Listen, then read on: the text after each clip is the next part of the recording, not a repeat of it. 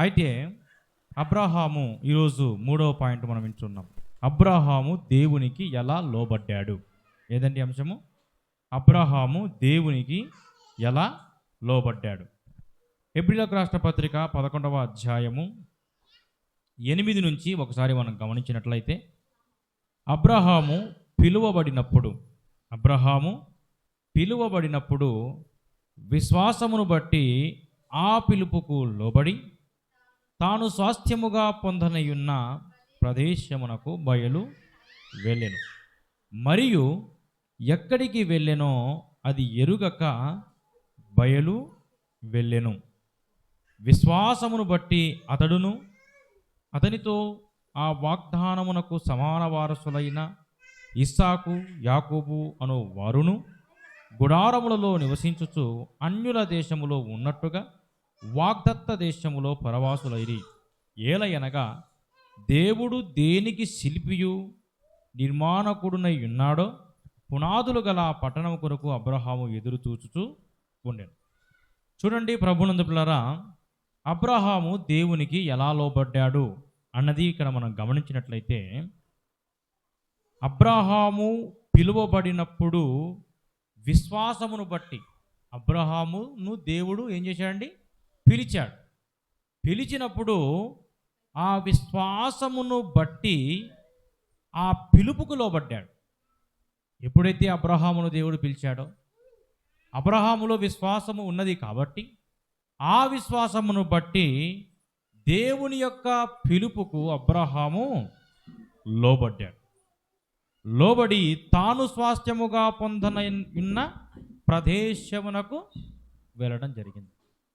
చూడండి, ఒకసారి మనము ఆది కాండములోని 12వ అధ్యాయము మొదటి 2-3 వచనాలు మనం ఒకసారి జ్ఞాపకం చేసుకుందాం. ఆది కాండము 12వ అధ్యాయము, నిన్ను గొప్ప 12:1 యెహోవా నీవు లేచి ఈ దేశము నుండి నీ బంధువుల యొద్ద నుండి నీ తండ్రి ఇంటి నుండి బయలుదేరి నేను నీకు చూపించు దేశమునకు వెళ్ళుము.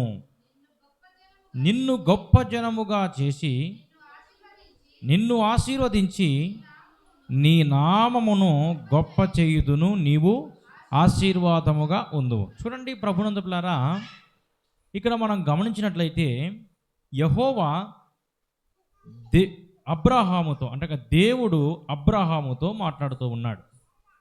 ఏమని మాట్లాడుతూ ఉన్నాడు అంటే, నీవు లేచి నీ దేశము నుండి ఏం చేయాలట? అబ్రహాము ఏ దేశములో అయితే నివసిస్తూ ఉన్నాడో, ఆ దేశము నుండి, ఇంకేంటి రెండవది, నీ బంధువుల యొద్ద నుండి, మూడవది నీ తండ్రి ఇంటి నుండి బయలుదేరి నేను నీకు చూపించు దేశమునకు వెళ్ళమన్నాడు. ఎక్కడి నుంచి వెళ్ళాలంట? తానున్న దేశము నుండి, తన యొద్ద ఉన్న బంధువుల వద్ద నుండి, అలాగనే తన ఇంటి నుండి బయలుదేరి దేవుడు ఏ దేశమైతే చూపిస్తాడో ఆ దేశమునకు వెళ్ళమని చెప్పాడంట. ఎందుకంటే ప్రభునందు పిల్లరా, అక్కడ ఏమంటుండే, ఇంకా నిన్ను ఆ దేశానికి వెళ్ళినా కూడా అక్కడ ఏం చేస్తాడంట దేవుడు? అబ్రహామును గొప్ప జనముగా చేసి నిన్ను ఆశీర్వదించి ఏం చేస్తాడంట? గొప్ప జనముగా చేస్తాడు. తర్వాత ఏం చేస్తాడంట? నిన్ను ఆశీర్వదించి నీ నామమును గొప్ప చేయుదును. ఇప్పటికీ కూడా అబ్రహాము ఎవరు అంటే ఏమని చెప్తారండి? అబ్రహాముని విశ్వాసులకు తండ్రి అని చెప్తారు. ఆ నామము ఇప్పుడు దేవుడు ఏం చేశాడంటే ఆశీర్వదించాడు. ఎందుకు ఆశీర్వదించాడు అంటే, దేవుడు ఏదైతే చెప్పాడో అది అబ్రహాము చేశాడు కాబట్టి, దేవుని మాటను అబ్రహాము విన్నాడు కాబట్టి, దేవుని మాటకు అబ్రహాము లోబడ్డాడు, విధేయత చూపాడు కాబట్టి. చూడండి ప్రభునందులారా, నిన్ను గొప్ప జనముగా చేసి నిన్ను ఆశీర్వదించి నీ నామమును గొప్ప చేయుదును, నీవు ఆశీర్వాదముగా ఉందువు, నిన్ను ఆశీర్వదించు వారిని ఆశీర్వదించదును, నిన్ను దూషించు వారిని శపించదును, భూమి యొక్క సమస్త వంశములు నీ యందు ఆశీర్వదించబడతాయి. ఏమనండి? భూమి యొక్క సమస్త వంశములు. ఈరోజు ప్రపంచమంతా కూడా సమస్తమైన వంశములు కూడా అబ్రహాము పేరు వింటూ ఉన్నారు. మూల తండ్రి అని, మూల పురుషుడు అని, విశ్వాసులకు తండ్రి. చూడండి ప్రభునందులారా, భూమి యొక్క సమస్త వంశములు నీ యందు ఆశీర్వదించబడతాయంటూ ఉన్నాడు. ఎందుకు? దేవుని మాటకు విధేయత చూపితే, దేవుని మాటకు లోబడితేనండి. కాబట్టి ప్రభునందులారా ఎలా లోబడ్డాడు అంటే, దేవుడు చెప్పినటువంటి మాట విని తన దేశము నుండి, బంధువుల యుద్ధ నుండి, తండ్రి ఇంటి నుండి బయలుదేరి నీకు చూపించు దేశమునకు వెళ్ళమన్నాడు. అయితే ప్రభునందులారా, యెహోవా అతనితో చెప్పిన ప్రకారం, 4వ వచనం, యెహోవా అతనితో చెప్పిన ప్రకారము అబ్రహాము, దేవుడు ఏదైతే చెప్పాడో, ఏం చెప్పాడో విన్నాం మనము.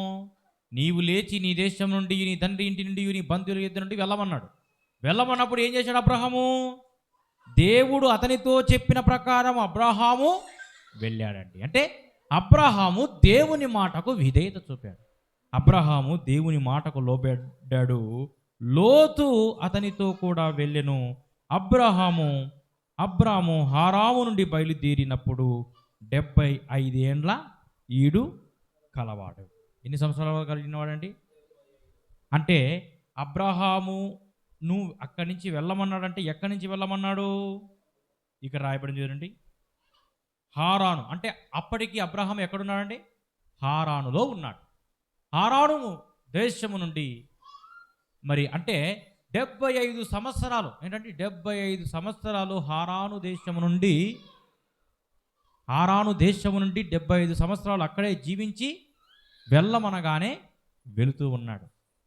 చూడండి ప్రభునందులారా, అలాగున అబ్రహాం ఎంత చక్కగా దేవుడు పిలిచిన వెంటనే వెళుతూ ఉన్నాడండి. చూడండి ప్రభునందులారా, పుట్టిన ఊరిని, పుట్టినటువంటి ప్రదేశాన్ని మనం విడిచిపెట్టాలి అంటే మనం ఏమాత్రం కూడా విడిచి వెళ్ళం. అది పల్లెటూరైనా కావచ్చు, అది సిటీ అయినా కావచ్చు, ఏదైనా కావచ్చు, ఎటువంటి మూల గ్రామమైనా కూడా విడిచి వెళ్ళడానికి మనసు పుట్టదు. ఇప్పుడు ఈ గ్రామంలో మీరు నివసిస్తున్నారు. మనకు దగ్గరలో ఏది టౌన్ ఉంది? గద్వాల్ టౌన్ ఉంది. ఇంకొంచెం దూరంలో కర్నూలు ఉంది. వెళ్ళాలంటే కర్నూలుకు వెళ్ళలేరా? అవుతుంది. కానీ ఎందుకు వెళ్ళలేరంటే పుట్టిన ప్రాంతము కాబట్టి, ఉన్న ప్రాంతం కాబట్టి. ఎక్కడికి వెళ్ళినా దేశమంతా తిరిగి వస్తాం. మళ్ళీ ఎక్కడికి వస్తాము? మనం సొంత ఊరికే వస్తాం. విడిచి వెళ్ళాలంటే విడిచిపెట్టలేము. కొంతమంది మనసు చంపుకొని కొంతమంది అలాగే వెళుతూ ఉంటారు. కానీ విడిచి వెళ్ళాలంటే మాత్రము చాలామంది ఏమాత్రం కూడా వెళ్ళలేరు. అయినప్పటికీ కూడా వాటన్నింటికి తెగించి దేవుడు ఎప్పుడైతే చెప్పాడో అబ్రహాము వెళ్ళాడండి. వెళ్ళాడు కాబట్టి అతను ఆశీర్వదించబడ్డాడు. మొదటి పాయింట్, అబ్రహాము దేవునికి ఎలా లోబడ్డాడు అంటే తన సొంత ప్రాంతాన్ని విడిచిపెట్టి అబ్రహాము దేవుని మాటకు లోబడ్డాడు. రెండవ పాయింట్ మనం ఒకసారి గమనిద్దాం. ఆదికాండము 22వ అధ్యాయం చదవబడినటువంటి భాగం. ఆ సంగతులు జరిగిన తర్వాత దేవుడు అబ్రహామును ఏం చేశాడంటే, దేవుడు అబ్రహామును పరిశోధించాడు. అంటే పరిశోధించాడంటే ఏంటి? పరిశోధించడానికి ఏంటండి? అంటే పరీక్షించాడు. దేవుడు తరచుగా కొందరు వ్యక్తుల్ని బైబిల్లో ఏం చేశాడండి? కొన్ని విషయాలను త్యాగం చేయమని దేవుడు అడిగాడు. కొందరు వ్యక్తుల్ని దేవుడు బైబిల్ గ్రంథంలో పరీక్షించాడు. ఈ పరీక్షలకు అతను నెగ్గుతాడా లేదా అని పరీక్షించాడు. ఒకసారి మనం ద్వితీయోపదేశకాండం 8వ అధ్యాయం 2వ వచనం చదువుదాం. ద్వితీయోపదేశకాండం 8వ అధ్యాయం 2వ వచనం. మరియు ఆయన ఆజ్ఞలను గైకొను వారెవరో నీ హృదయములలో. చూడండి ప్రభునందులారా, ఇక్కడ రాయబడింది, మరియు నీవు ఆయన ఆజ్ఞలను గైకొందువో లేదో నిన్ను శోధించి నీ హృదయములో ఉన్నది తెలుసుకొనుటకు నిన్ను అనచు నిమిత్తమును అరణ్యములో ఈ 40 సంవత్సరాలు నీ దేవుడైన యెహోవా నిన్ను నడిపించిన మార్గం అంతటిని జ్ఞాపకం చేసుకోమన్నాడు. వాస్తవానికి ఐగుప్తు దేశము నుండి ఎక్కడికి, కానానుకు ప్రయాణం చేయాలంటే కేవలము 2 సంవత్సరాలు పడుతుంది. ఎన్ని సంవత్సరాలు అండి? 2 సంవత్సరాలు. ఇప్పుడు ఇక్కడ నుంచి కర్నూలుకి వెళ్ళడానికి ఎంత టైం పడుతుంది? గంట టైం, కరెక్ట్ గంట టైం.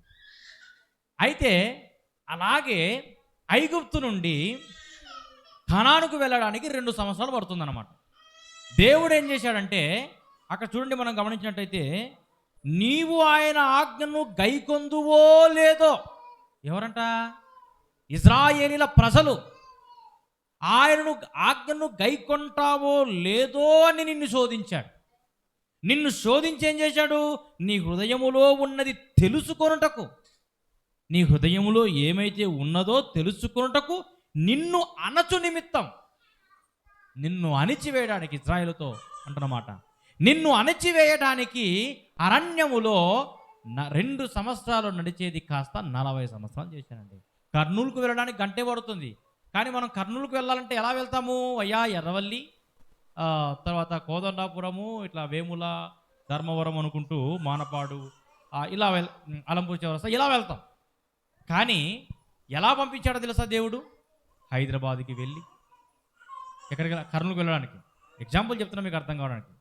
హైదరాబాద్కి వెళ్ళి, హైదరాబాద్ నుంచి విశాఖపట్నానికి పంపించి, విశాఖపట్నం నుంచి మళ్ళీ ఎక్కడికి పంపించాడు?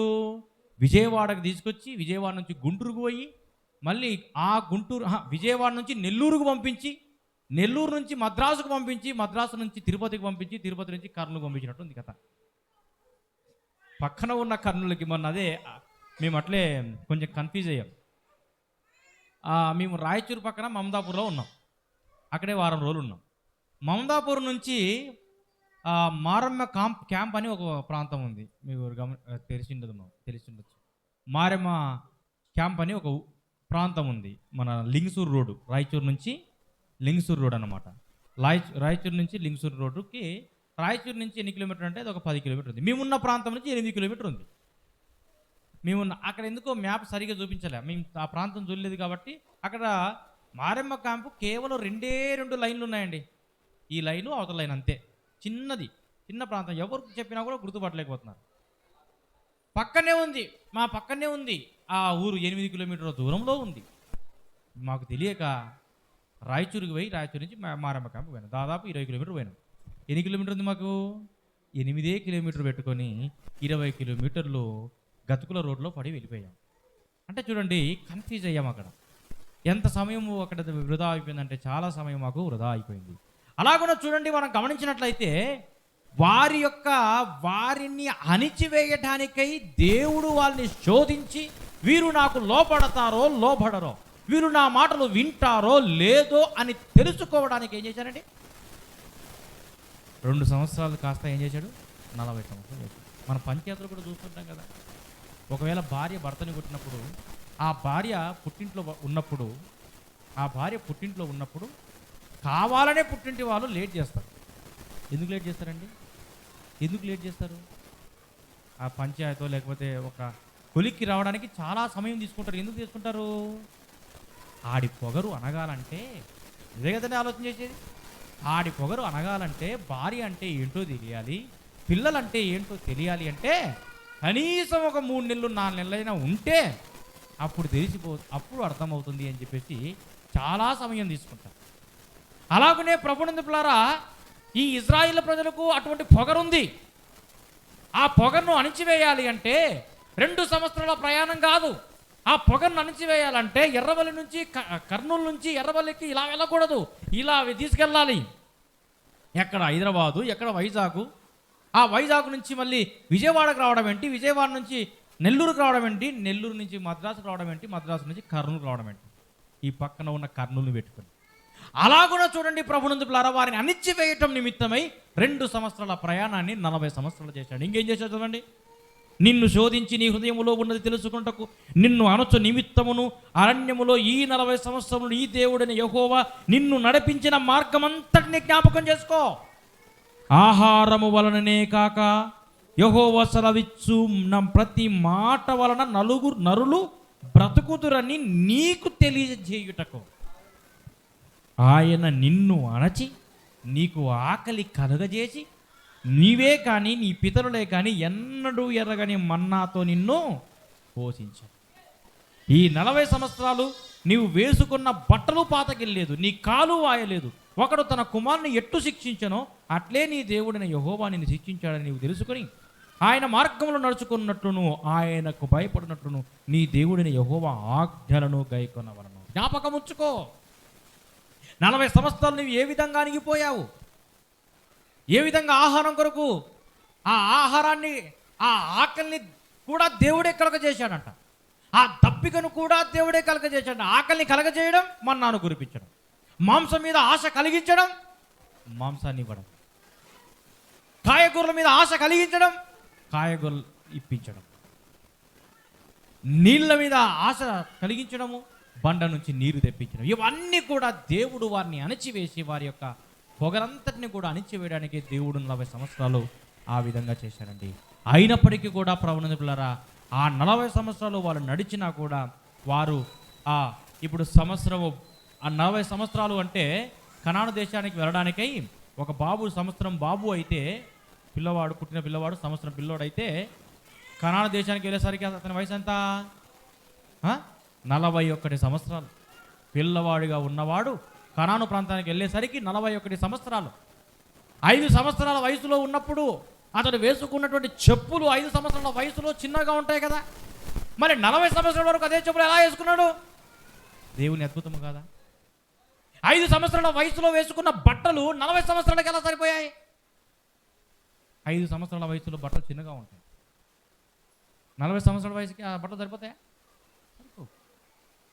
వారి బట్టలు పాతకెళ్ళలేదంట, వాళ్ళు కాళ్ళు వాయలేదంట. ఎంతగా దేవుడు వారిని చూడండి ప్రభువులందు పిల్లరా, 40 సంవత్సరాలు చేసినప్పటికీ ఆకలిని పుట్టించి దేవుడు నిజముగా వారికి ఎంతో మేలు చేశాడు, మేలు చేస్తూనే ఉన్నాడు దేవుడు వారికి. అయినా కూడా వారు గుర్తించలేదు. అయితే అంటున్నాడు, నీ దేవుడి నా యెహోవా ఆజ్ఞలను నీవు గైకొనవలెను అంటున్నాడు. అయితే ప్రభువునందు పిల్లరా ఇక్కడ మనం గమనించినట్లయితే 22వ అధ్యాయం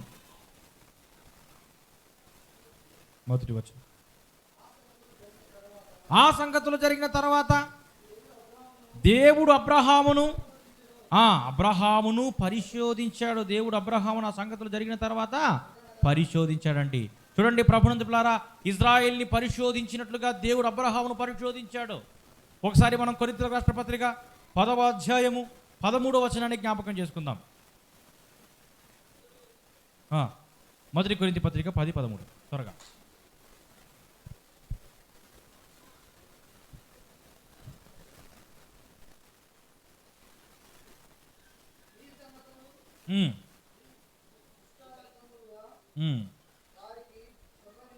ఈ సంగతులు దృష్టాంతములుగా వారికి సంభవించి యుగాంతమందున్న మనకు బుద్ధి కలుగుటకై రాయబడెను. మొదటి కొరింథీ 10:13 చదువుతున్నారా? 10:13. సాధారణముగా మనుషులకు కలుగు శోధన తప్ప మరి ఏదియో మీకు సంభవించలేదు. మనుషులకు కలిగేటువంటి శోధనలే కదా మీకు వచ్చింది. మనుషులకు కలిగేటువంటి శోధనలు తప్ప మరి ఏదియో మీకు సంభవింపలేదు. దేవుడు నమ్మదగిన వాడు, మీరు సహింపగలిగినంత కంటే ఎక్కువగా ఆయన మిమ్మును శోధింపబడనీయడు. అంతేకాదు, సహింపగలుటకు ఆయన శోధనతో కూడా తప్పించుకుని మార్గమును కూడా కలుగజేస్తాడు. దేవుడు పెట్టేటువంటి పరీక్షలు ఇవి, దేవుడు పెట్టేటువంటి పరిశోధనలు ఇవి. ఈ పరిశోధనలో మనం తట్టుకోవాలి. చూడండి అని అంటున్నాడు, పరిశోధించేవాడు ఆయనే. ఆ పరిశోధనలకు ఆ పరీక్ష పెట్టినప్పటికీ కూడా ఆ పరీక్ష నుంచి తప్పించుకునేటువంటి మార్గాన్ని పెట్టింది కూడా ఆయనే. చూడండి ప్రభువునందు పిల్లరా, ఆ విధంగా బైబిల్లో ఎంతో మందిని దేవుడు కొందరు వ్యక్తుల్ని కొన్ని విషయాలను త్యాగం చేయమని దేవుడు అడిగాడు. అలాగనే ప్రభువునందు పిల్లరా అబ్రహామును కూడా ఏమేమి అడిగాడు? దేశాన్ని విడిచిపెట్టమన్నాడు. రెండవదిగా ఏం త్యాగం కోరాడు దేవుడు? ఇస్మాయిల్ గురించి ఇంకా ఆశలు వదులుకో. ఏమనండి? ఇస్మాయిల్ని గురించి ఆశలు వదులుకోమన్నాడు. మొదటిగా ఏం చేశాడు? నీ దేశాన్ని విడిచిపెట్టు. రెండవది ఇస్మాయిల్ గురించి ఆశలు వదులుకోమన్నాడు. చివరిగా ఇస్సాకును ఏం చేయమన్నాడండి? బలి చేయమని కోరాడు. ఈ 3 త్యాగాలు అబ్రహాము దేవుని కొరకు చేశాడు. దేవునికి విధేయత చూపాడు అబ్రహాం.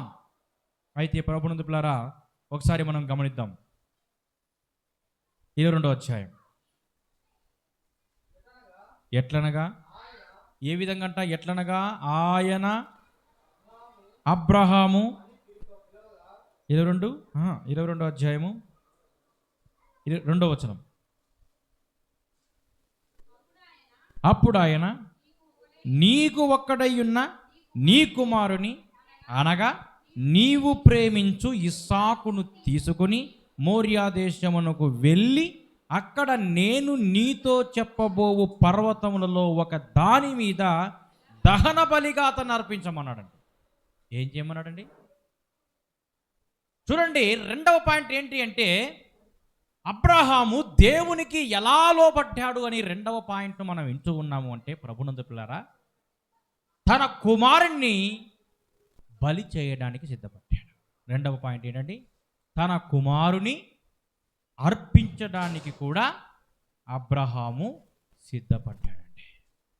చూడండి ప్రభునందు పిల్లారా, ఇక్కడ మనం గమనించినట్లయితే ఏమంటున్నాడు అబ్రహాముతో దేవుడు? అప్పుడు ఆయన నీకు ఒక్కడై ఉన్న నీ కుమారుణ్ణి. ఇది ఎన్నో అధ్యాయం అండి? ఎన్నో అధ్యాయం ఇది? 22వ అధ్యాయం. 22వ అధ్యాయములో దేవుడైన యెహోవా అబ్రహాముతో ఏమని మాట్లాడుతున్నాడు? నీకు ఒక్కగానొక్క కుమారుడు అంట. ఒక్కగానొక్క కుమారుడేనా? ఆలోచన చేయండి. ఇది ఎన్నో అధ్యాయం అని చెప్పాను? 22వ అధ్యాయం. 22వ అధ్యాయం వచ్చేసరికి అబ్రహాముకు ఇస్సాకైనా పుట్టింది? ఇంకెవరు పుట్టలేదా? పుట్టాడు. ఎవరు పుట్టాడు? ఇస్మాయిల్ పుట్టాడు. ఇక్కడ ఏమంటున్నాడు? నీకు ఒక్కనైన కుమారుని అంటూ ఉన్నాడు. అంటే ఇస్మాయిల్ అతని కుమారుడు కాదా? ఇస్మాయిల్ పెద్దవాడా? ఇసాకు పెద్దవాడా? ఎవరండి? ఇస్మాయిల్ పెద్దవాడా? ఇసాకు పెద్దవాడా? ఇస్మాయిల్ పెద్దవాడు.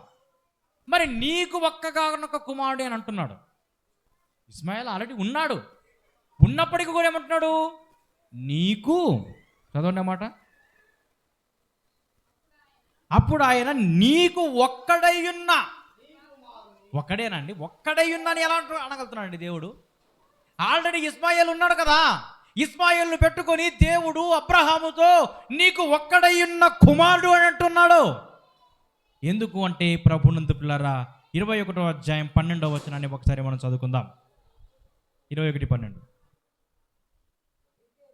అయితే దేవుడు ఈ చిన్నవాని బట్టి దాసిని బట్టి నీవు దుఃఖపడవద్దు. శారా నీతో చెప్పు ప్రతి విషయములో ఆమె మాట వినుము. ఇస్సాకు వలన అయినదియే నీ సంతానము. ఏంటండి? అంటే ఇస్మాయిలు అబ్రహాముకు పుట్టిన వాగ్దాన పుత్రుడు కాదు.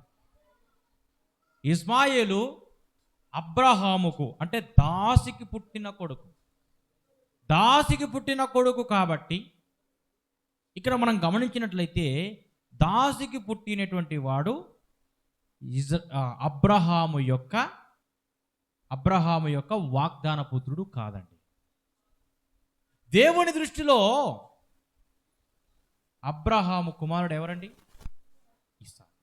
నీకు ఒక్కడై ఉన్న నీ కుమారుణ్ణి, నీకు ఒక్కడై ఉన్న నీ కుమారుణ్ణి.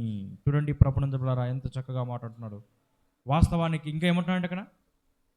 నీకు ఒక్కడై ఉన్న నీ కుమారుణ్ణి నీవు ప్రేమించు ఇస్సాకును తీసుకొని. ఏంటండి? నీకు ఒక్కగానొక్క కుమారుణ్ణి, అలాగే నీవు ప్రేమించు ఇస్సాకుని. చూడండి ప్రభునందు పిల్లారా, ఎందుకు దేవుడు కొన్నిసార్లు పరిశోధిస్తాడు అంటే, అబ్రహామును ఎందుకు పరిశోధించాడు అంటే, అబ్రహాముకు ఇస్మాయిల్ పుట్టాడు. సంతానము కలగకముందు అబ్రహాము దేవునితో ఎక్కువ సమయం గడిపేవాడు. ఇస్మాయిల్ పుట్టిన సమయంలో కూడా అబ్రహాము దేవునితో ఎక్కువ సమయం గడిపేవాడు. కానీ ఎప్పుడైతే ఇస్సాకు పుట్టాడో, ఏంటండి, ఎప్పుడైతే ఇస్సాకు పుట్టాడో, ఇస్సాకు పుట్టిన తర్వాత దేవుణ్ణి ఆరాధించవలసినటువంటి అబ్రహాము ఇస్సాకు ఎప్పుడైతే పుట్టాడో అప్పుడు ఇస్సాకుని ఎక్కువగా ప్రేమించాడు. ఏం చేశాడండి? ఇస్సాకుని ఎక్కువగా ప్రేమించడం స్టార్ట్ చేశాడు. ఇస్సాకుని ఎక్కువగా ప్రేమించాడు. దేవునితో సమయము తక్కువ గడిపాడు. అది వరకు దేవునితోనే ఎక్కువ సమయం గడిపేవాడు. కానీ ఇప్పుడు ఏం చేస్తున్నాడు? ఇస్సాకుతో ఎక్కువ సమయం గడిపేవాడు. ప్రేమంతా ఇస్సాకు మీదనే చూపించాడండి. చూడండి ప్రభునందులారా, ఒకసారి మనం గమనిద్దాం. మత్తయి సువార్త 10:37 చదవండి.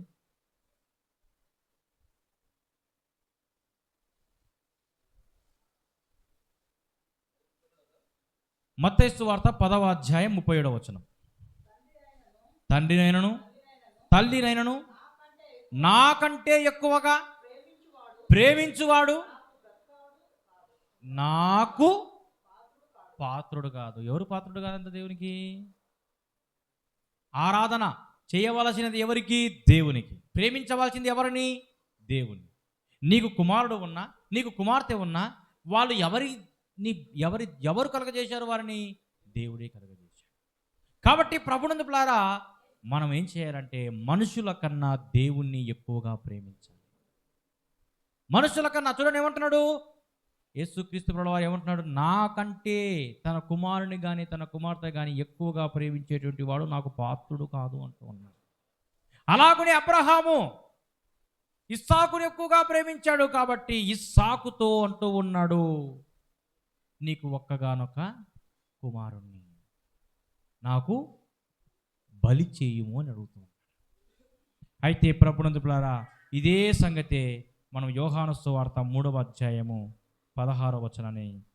చదువుకుందాం. యోహాను సువార్త 3:16. దేవుడు లోకమును ఏంటండి? దేవుడు లోకాన్ని ఏం చేశాడంట? ఎంతో ప్రేమించాడంట. దేవుడు ఎవరిని ప్రేమించాడు? లోకాన్ని ప్రేమించాడు. ఏంటి లోకం అంటే? మనుష్యులు. అంటే మనుషుల్ని ప్రేమించాడు దేవుడు. ఎంతగా ప్రేమించాడు? సో చదవండి. కాగా ఆయన తన అద్వితీయ కుమారునిగా పుట్టిన వాని యందు విశ్వాసముంచు ప్రతివాడును నశింపక నిత్య జీవము పొందునట్లు ఆయనను అనుగ్రహించాడు. ఎవరిని? అద్వితీయ కుమారుడు. చూడండి ప్రభునందులారా, అద్వితీయ కుమారుడు అంటే ఏకైక కుమారుడు. అద్వితీయ కుమారుడు అంటే ద్వితీయం అంటే ఏంటండి? రెండు. అద్వితీయం అంటే అందులోనే రెండు చూడండి. అంటే అద్వితీయము అంటే రెండు కానివాడు. ద్వితీయము అంటే రెండు. అద్వితీయము అంటే రెండు కానివాడు అంటే ఒకడు. అంటే ఒకటి కంటే ఎక్కువ కానిది అద్వితీయం. ద్వితీయం అంటే రెండు. అయితే రెండు కంటే తక్కువగా ఉన్నవారని అద్వితీయం అంటారు. అయితే అబ్రహామును దేవుడు ఏకైక కుమారుణ్ణి బలి చేయమని అంటున్నాడు. అయితే తండ్రి అయిన దేవుడు తన ఏకైక కుమారుణ్ణి, చూడండి, దేవుడు లోకమును ఎంతో ప్రేమించాడు. ఎంతగా ప్రేమించాడు అంటే ఇక్కడ మనం గమనిస్తున్నట్లయితే చివరిగా అక్కడే 3:16 లాస్ట్లో చదవండి. విశ్వాసముంచు ప్రతి వాడును నశింపక నిత్య జీవం పొందునట్లు ఆయనను మన కొరకు అనుగ్రహించాడు. ఎవరిని అనుగ్రహించాడు? తండ్రి అయిన దేవుడు కుమారుడైన యేసు క్రీస్తు ప్రభుల వారిని మన కొరకు అనుగ్రహించాడు. ఎందుకు అంటే విశ్వాసముంచు ప్రతి వాడు ఎవరైతే ఉన్నారో, విశ్వాసముంచేటువంటి ప్రతి వాడు నశించి నరకమునకు పోకుండా, ఆయన యందు ఎవరైతే కుమారుని యందు ఎవరైతే విశ్వాసం ఉంచుతారో, విశ్వాసం ఉంచేటువంటి ప్రతి వాడు నశించి నరకమునకు పాత్రులు కాకుండా నిత్య జీవమునకు వారసుడు కావాలి అంటే తన ఏకైక కుమారుని ఈ భూమి మీదికి పంపించాలి, మన కొరకు బలి చేయాలి. ఏకైక కుమారుని ఈ భూమి మీదకి పంపించాడు. ఆయన కుమారుని మన కొరకు అనుగ్రహించాడండి. అలాగనే ప్రభునందులారా, తండ్రి అయిన దేవుని కొరకు ఆయనను బలి చేయాలి అని, ఎవరిని? కుమారుని బలి చేయాలని తండ్రి అయిన దేవుడు అబ్రహామును కోరాడు. కోరినప్పుడు ఏమంటున్నాడు చదవండి 22వ అధ్యాయంలో. నీవు ప్రేమించు ఇస్సాకుని తీసుకొని ఏం చేయాలంట? మోరియా దేశమునకు వెళ్ళాలంట. ఎక్కడికి వెళ్ళాలండి? మోరియా దేశం. మోరియా దేశము అంటే అది ఒక దేశం కాదు, కానీ ఒక పర్వతం అనమాట. మోరియా దేశం అనేది, మోరియా అనేది ఒక పర్వతం. ఈ పర్వతము ఎక్కడ ఉంది అంటే అప్పటికి ఆ యేసుక్రీస్తు ప్రభుల వారి కాలములో యెరూషలేము పట్టణం అన్నమాట. అంటే అప్పటికి యెరూషలేము కట్టబడలేదు. మోరియా దేశము అంటే మోరియా పర్వతం అనేది యెరూషలేములో ఉన్నది. అదే పర్వతం మీదనే కొన్ని సంవత్సరాలకు దావీదు ఒక కళ్ళమును కొన్నాడు. కళ్ళమును కొని అక్కడ ఒక బలిపీఠాన్ని కట్టాడు. ఆ విషయాలన్నీ మనకు మొదటి సమూయేలు గ్రంథం 24 వచ్చాయి 18 నుంచి 25 వచనాలు చూస్తే మనకు అర్థమవుతుంది. అది కూడా మోరియా ప్రాంతం. అలాగనే సొలొమోను ఈ పర్వతం మీదనే దేవాలయాన్ని కట్టాడు. అలాగనే ఈ పర్వతం మీదనే యేసుక్రీస్తు ప్రభుల వారు మరణించారు. అయితే ప్రభునందులారా, యేసుక్రీస్తు మరణించి పునరుద్ధరణ ప్రాంతం కూడా ఈ ప్రాంతం. ఈ మోరియా ప్రాంతానికి అబ్రహాం ఏం చేయాలంట? నీవు ప్రేమించి ఇస్సాకును తీసుకుని మోరియా దేశమునకు వెళ్ళి అక్కడ నేను నీతో చెప్పబోవు పర్వతములలో ఒక దాని మీద దహన బలిగా అతన్ని అర్పించుమని చెప్పాడు. ఒక దాని మీద ఏం చేయాలంట? దహన బలిగా అర్పించమని చెప్పాడు. తెల్లవారినప్పుడు ఆ విషయాలన్నీ చెప్పిన తర్వాత అబ్రహాం ఏం చేశాడు? తెల్లవారినప్పుడు అబ్రహాము లేచి తన గాడిదకు గంత కట్టి తన పనివారిలో ఇద్దరిని తన కుమారుడకు ఇస్సాకును వెంట పెట్టుకొని దహన బలి కొరకు కట్టెలు చీల్చి లేచి దేవుడు తనతో చెప్పిన చోటికి వెళ్ళాడండి. ఏ చోటికి వెళ్ళాడు? మోరియా ప్రాంతమునికి వెళ్ళాడు. చోటుకి వెళ్ళాడు. నాలుగవ వచనం. మూడవ నాడు అబ్రహాము కనులెత్తి దూరం నుండి ఆ చోటును చూచాడు. మూడవ రోజు ఏం చేశాడండి? అబ్రహాము కనులెత్తి దూరం నుండి ఆ చోటును చూచి తన పనివారితో, మీరు గాడిదతో ఇక్కడనే ఉండండి, నేనును ఈ చిన్నవాడును అక్కడికి వెళ్ళి దేవునికి మొక్కి మరలా మీ యొద్దకు వచ్చేదమని చెప్పాడు. వారితో చెప్పినప్పుడు వారిద్దరూ కూడా, మరి అబ్రహాము తన కుమారుడు ఇద్దరు కూడా మరి ఆ పర్వతం మీదకి వెళ్ళారు. 6వ వచనంలో దహన బలికి కట్టెలు తీసుకొని తన కుమారుడకు ఈ సాకు మీద పెట్టాడండి. దహన బలి కొరకు ఏం చేశాడంటే కట్టెలు తీసుకున్నాడు. ఆ కట్టెలు తీసుకొని ఏం చేశాడు? బేర్చాడు. బేర్చి వాటి మీద ఎవరిని పెట్టాలి? వాస్తవానికి ఏం చేసేవారు? దహన బలిగా అర్పించినప్పుడు పొట్టేలునో గొర్రెనో ఏదో ఒకటి అర్పించి వాటిని ఆ కట్టెల మీద పెట్టాలి. కానీ అబ్రహాము దేవుడు చెప్పినట్లుగా ఇస్సాకును ఆ కట్టెల మీద పెట్టాడండి. దేవుడు చెప్పినట్లుగానే విన్నాడు, విధేయత చూపాడు. ఏ మాత్రము తూచా తప్పకుండా ప్రభునందులారా పాటించాడు. చూడండి, కట్టెలు తీసుకొని తన కుమారుడు ఇస్సాకు మీద పెట్టి తన చేతితో నిప్పును కత్తిని పట్టుకొని పోయాను. ఏం చేశాడండి? తన కుమారుని మీద ఏం చేశాడు? కట్టెలు తీసుకున్నాడు, ఇస్సాకు మీద పెట్టి తన చేతితో నిప్పును కత్తిని పట్టుకొని పోయారు. అంటే కట్టెలు మోస్తూ ఉన్నాడు కుమారుడు. నిప్పు అలాగనే కత్తిని ఎవరు తీసుకున్నారు? అబ్రహాం తీసుకొని అలా నడుచుకుంటూ అక్కడికి వెళుతూ ఉన్న సమయంలో ఇస్సాకు ఒక మాట అన్నాడు. ఇస్సాకు తన తండ్రి అయిన అబ్రహాముతో నా తండ్రి అని పిలిచాడు. నా తండ్రి అని పిలిచి అందుకు అతడు ఏమి నా కుమారుడా అన్నాడు. అప్పుడు అతను ఏమన్నాడంటే, నిప్పు ఉంది, కట్టెలు ఉన్నాయి, కానీ దహన బలికి గొర్రెపిల్ల ఏది నాన్న అడిగాడు అన్నాడు. ఏమి తెలియని పసివాడు. ఇస్సాకుకి ఇంకా ముందు కొన్ని క్షణాల్లో బలి అవుతాడని ఇస్సాకు తెలియక అడుగుతూ ఉన్నాడు, నాయనా నీ దగ్గర నేనేమో కట్టెలు మోస్తూ ఉన్నాను, నిప్పు ఉంది, కత్తి ఉంది, ఇవన్నీ ఉన్నా కానీ దహన బలికి గొర్రెపిల్ల ఏది నాన్న అని అడిగాడండి. అప్పుడు అన్నాడు అబ్రహాం, ఏమనండి? అబ్రహాము నా కుమారుడా, దేవుడే దహన బలికి గొర్రె పిల్లను చూచుకొనునని చెప్పాడు. ఇంకా చెప్పలేదు, దేవుడే దహన బలికి గొర్రె పిల్లని చూసుకుంటాడు అని చెప్పి 9వ వచనంలో అలాగూ వారిద్దరూ కూడి వెళ్ళి దేవుడు అతనితో చెప్పిన చోటుకి వచ్చినప్పుడు అబ్రహాము అక్కడ బలిపీఠమును కట్టాడండి. అబ్రహాం ఏం చేశాడు? అక్కడ బలిపీఠమును కట్టి కట్టెలు చక్కగా పేర్చి తన కుమారుడు ఇస్సాకును బంధించి ఏం చేశాడంటే కట్టెలను పేర్చి తన కుమారుడుకు ఇసాకును దేవుడు చెప్పినట్లుగా బంధించి ఆ పీఠం పైన ఉన్న కట్టెల మీద ఉంచాడు. అప్పుడు అబ్రహాము తన కుమారుని వధించుటకు తన చెయ్యి చాపి కత్తి పట్టుకున్నాడు. ఇప్పుడు ఇస్సాకు ఎక్కడున్నాడు? ఇస్సాకు కొండ కింద ఉన్నప్పుడు ఇస్సాకు మీద ఏమున్నాయి? ఇస్సాకు మీద ఏమున్నాయండి? కొండెక్కిన తర్వాత కట్టెల మీద ఇస్సాకు ఉన్నాడు. చూడండి, కట్టెలు మోసుకొని పోతున్నాడు ఇస్సాకు. ఈ కట్టెల పైన నేనుంటా, పైకి ఎక్కిన తర్వాత ఈ కట్టెల మీద నేనుంటానని ఇస్సాకు తెలియదు పాపం. ఇస్సాకు కట్టెలు మోసుకొని పోయి కొండనెక్కాడు. ఆ కొండల మీదనే అదే కట్టెల మీద ఇస్సాకును అబ్రహాము బంధించాడండి. బలి చేయడానికి ఇప్పుడు అబ్రహాము సిద్ధంగా ఉన్నాడు. దేవుడు చెప్పాడు కదా, దేవుడు చెప్పినట్లుగానే చూడండి 10వ వచనంలో, అప్పుడు అబ్రహాము తన కుమారుణ్ణి వధించుటకు ఏం చేశాడండి? అబ్రహాము తన కుమారుణ్ణి వధించుటకు తన చెయ్యి చాపి కత్తి పట్టుకున్నాడండి.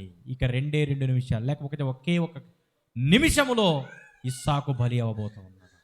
కత్తి పట్టుకున్న సమయములో అప్పుడు అబ్రహాముకి ఒక స్వరం వినబడింది. చదవండి. యెహోవా దూత పరలోకం నుండి అబ్రహామా అబ్రహామా అని అతన్ని పిలిచెను. అందుకు చిత్తము ప్రభువా అన్నాడు. చిత్తము ప్రభువా అని మొదటి వచనంలో కూడా అన్నాడు. చూడండి ఒకసారి. ఆ సంగతులు జరిగిన తర్వాత దేవుడు అబ్రహామును పరిశోధించెను. ఎట్లనగా ఆయన అబ్రహామా అని పిలువగా అతడు చిత్తం ప్రభువా అన్నాడు. ఆ చిత్తము మొదటి ప్రారంభంలో అన్నాడు. ఇప్పుడు చివరిలో కూడా ఏమంటున్నాడు? చిత్తము ప్రభువా అంటూ ఉన్నాడు. అంటూ ఏమంటున్నాడండి? అప్పుడు ఆయన ఆ చిన్నవాని మీద చెయ్యి వేయకము, దహన బలిని కోరాను వాస్తవమే నిన్ను పరిశోధించుటకు, అయితే ఆ చిన్నవాని మీద నువ్వు చెయ్యి వేయకము, అతన్నేమి చేయకము, అతనే మాత్రం ఏమీ చేయకు. నీకు ఒక్కడై ఉన్న నీ కుమారుణ్ణి నాకు ఈయ వెనక తీయలేదు కనుక నీవు దేవునికి భయపడువాడవని ఇందువలన నాకు కనబడుచున్నది. దేవుడు అబ్రహామును పరిశోధించాడు. ఇతడు ఇస్సాకును ఎక్కువగా ప్రేమిస్తూ ఉన్నాడా, నన్ను ఎక్కువగా ప్రేమిస్తున్నాడా, ఇతడు నాకు భయపడుతున్నాడా లేదా అని పరిశోధించాడు. ఆ పరిశోధనలో అబ్రహాం ఏం చేయాడండి? జయించాడండి. దేవుడు చెప్పిన మాటకు లోబడ్డాడు. కుమారుని కూడా బలి చేయడానికి వెనకడుగు వేయలేదు, వెనక తీయలేదు. కనుక నీవు దేవునికి భయపడువాడవని ఇందువలన నాకు కనబడుచున్నదనను. 13వ వచనంలో, అప్పుడు అబ్రహాము కనులెత్తి చూడగా పొదలో కొమ్ములు తగులుకొని ఉన్న ఒక పొటేలు వెనక తట్టున కనబడెను. అబ్రహాము వెళ్ళి ఆ పొటేలును పట్టుకొని తన కుమారునికి మారుగా పెట్టి దహన బలిగా అర్పించాడండి. చూడండి ప్రభునందు పిల్లారా, దేవుడు అబ్రహామును పరిశోధించినట్లుగా మనం చూస్తున్నాం. అబ్రహామును పరిశోధించినప్పుడు ఆ పరిశోధనలో కూడా అబ్రహాము నెగ్గినట్లుగా చూస్తున్నామండి. అయితే ప్రభునందు పిల్లారా, అబ్రహాము పరీక్షల్లో నెగ్గినట్లుగా ఇదిగో కొన్నిసార్లు నీకు పరీక్షలు వస్తూ ఉంటాయి. కొన్నిసార్లు దేవుడు నిన్ను పరీక్షిస్తూ ఉంటాడు. ఆ పరీక్షల్లో నీవు మరి చూడండి, యాకోబు పత్రికలో ఒక మాట, 1వ అధ్యాయము 2వ వచనం, యాకోబు పత్రిక 1:2 ఈ మాట చదువుకొని మనం ముగించుకుందాం. నా సహోదరులారా, మీ విశ్వాసమునకు కలుగు పరీక్ష ఓర్పును పుట్టించునని ఎరిగి మీరు నానా విధములైన శోధనలో పడినప్పుడు అది మహానందమని ఎంచుకోవాలంట. నానా విధమైన శోధనలు పడినప్పుడు ఏం చేయాలంటే అవి మహా ఆనందమని ఎంచుకోవాలి. అలాగని శోధించబడిన మీదట సువర్ణముగా మారదనని బైబిల్ గ్రంథంలో చదివించినట్లుగా అబ్రహాము శోధించబడ్డాడు. ఆ శోధనలో అబ్రహాము నెగ్గాడు. అందుకే అబ్రహాము ఎవరండి? అబ్రహాము విశ్వాస వీరుల జాబితాలో అబ్రహాము ఉన్నాడండి. కాబట్టి ప్రభునందు పిల్లారా, ఇంతటితో అబ్రహాము 2వ భాగము పూర్తి అయినది. దేవుడు తన వార్తలు దీవించి ఆశీర్వదించునుగాక. ఆమేన్. అందరూ మోకరించినట్లయితే, తలలు వంచినట్లయితే ప్రార్థన చేసుకుందాం. ఈ సమయంలో మనం అందరము కూడా అబ్రహాము విశ్వాస వీరుడని 2వ భాగాన్ని మనం విన్నాం. ఈ 2వ భాగములో 3వ పాయింట్లుగా అబ్రహాము దేవునికి ఎలా లోబడ్డాడు, ఏ విధంగా విధేయత చూపాడు అని మనం విన్నాము. ప్రభునందు పిల్లారా, ఈ సమయంలో ఈ వాక్యాన్ని విన్నాము. నీవు మొట్టమొదటిగా అబ్రహాము చెప్పినట్లుగా నీవు లేచి నీ దేశం నుండి, నీ ప్రదేశం నుండి, నీ తండ్రి ఇంటి నుండి నీవు లేచి నేను చూపించినట్టు దేశానికి వెళ్ళమన్నప్పుడు ఆయన వెళ్ళాడు. ఆ విధంగా విధేయత చూపాడు. ఇస్మాయిల్ విషయంలో ఆశలు వదులుకోమన్నాడు, ఆశలు వదులుకున్నాడు. అలాగే ప్రభునందు పిల్లారా, ఈ సమయంలో ఈ వాక్యాన్ని వింటున్న నీవు రెండవ పాయింట్గా కూడా మనం విన్నాము. ఇస్సాకును బలి ఇవ్వడానికి కూడా సిద్ధపడ్డాడు. ఈ విధమైన విధేయత నీకు ఉన్నదా? ఒక్కసారి జ్ఞాపకం చేసుకొని ఆయన మాటలు విన్న నీవు తీర్మానం కలిగి, అవును ప్రభువా, ఇక్కడ నుంచి నేను నీకు మాట వింటాను ప్రభువా, నీకు లోపడతాను ప్రభువా అని ఒక తీర్మానం తీసుకో. నీ కొరకు ప్రార్థన చేయబడుతుంది. విన్న వాక్యం నిమిత్తమై లాజర్ గారు ప్రార్థన చేస్తారు.